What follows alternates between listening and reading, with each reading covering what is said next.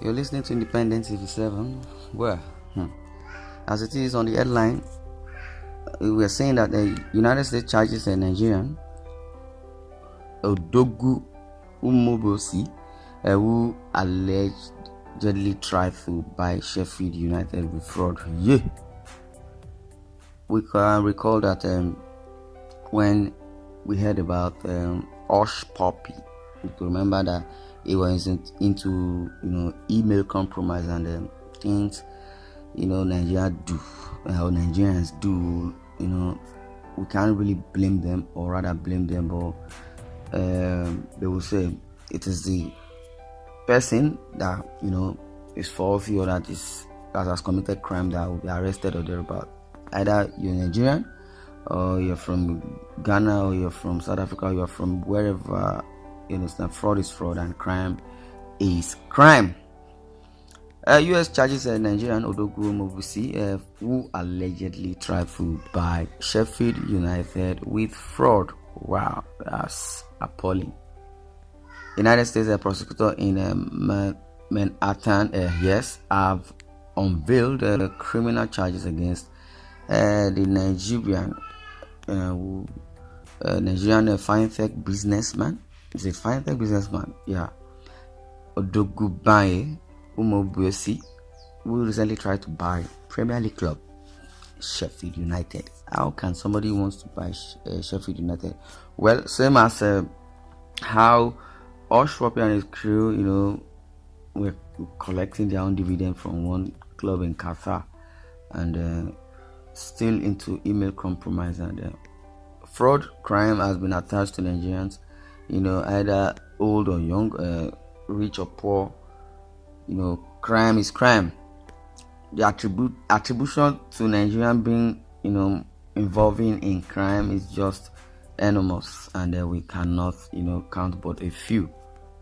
They said the 45-year-old lied to investors about his company's finances. Okay.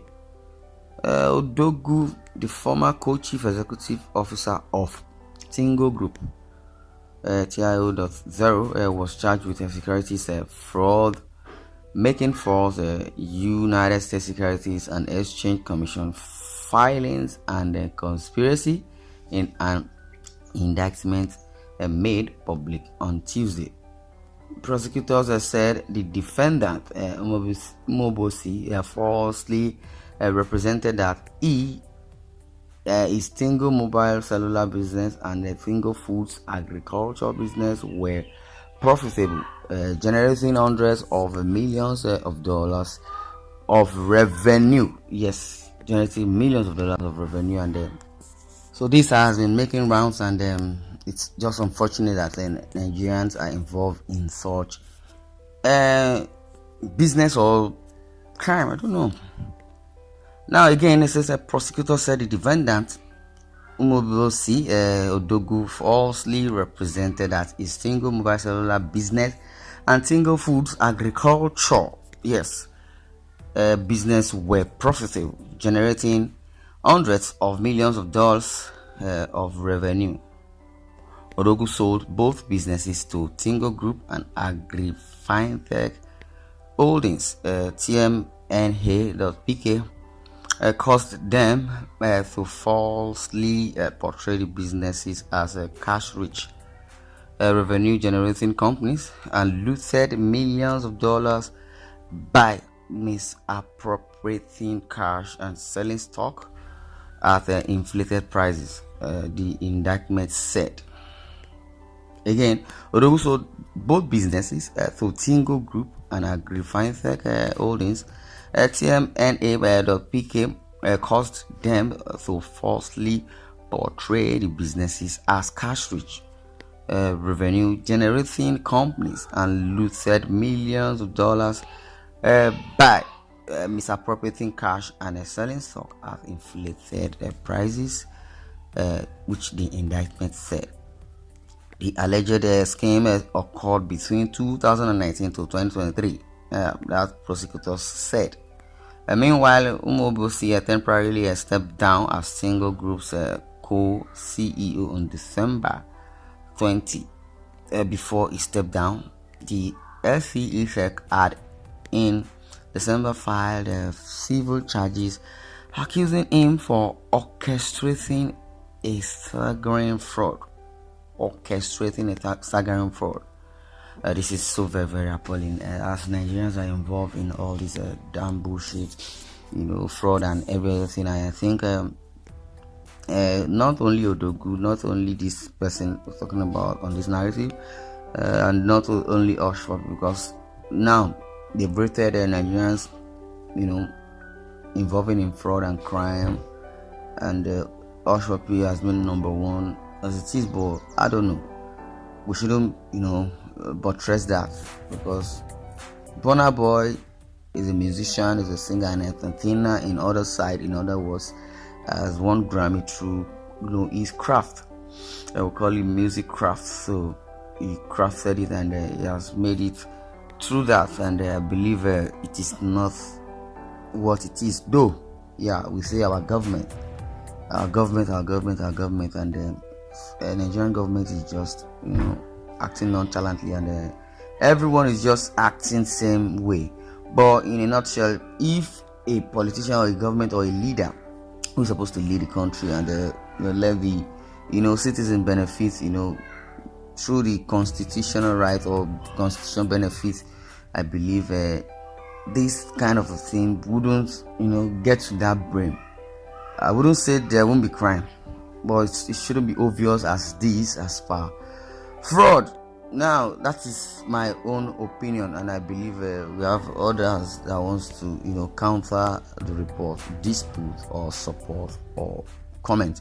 But everybody's opinion counts, and the last time I checked, no one has monopoly of power as yet.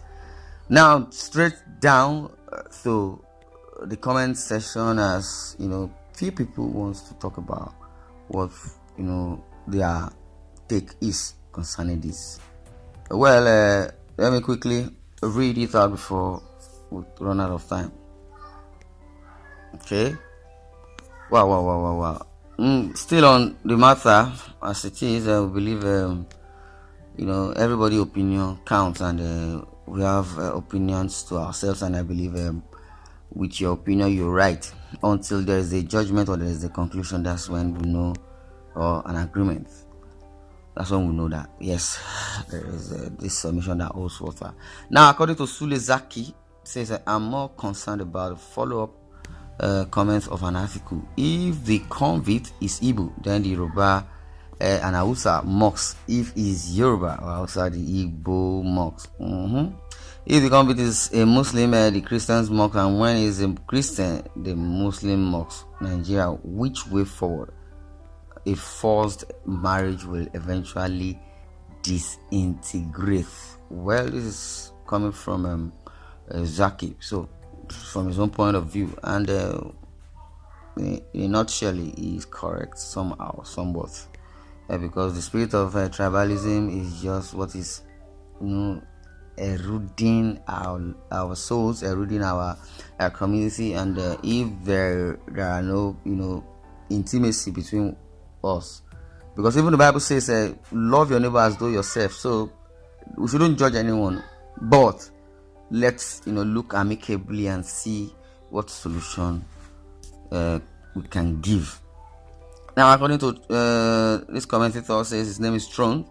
He's a major sponsor of Peter Obi. If he was Tinubu's ally, the whole internet will be agog. He lied his company had assets with liquid cash of $461 million, but $1 million. Yeah, $461 million. But when checked, they only have $50. We will continue to say it. Obi is a packaged fraud. Well, they have not mentioned Obi in this article now, so I don't know why Obi is reflecting from the mouth of a commentator. Well, this is where I'm going to draw the curtain. I'd like you to share your views in the comment section, and don't forget to subscribe to our YouTube channel at Independent TV 7. Also click on the bell icon to get more notifications. Thanks for listening, and God bless you.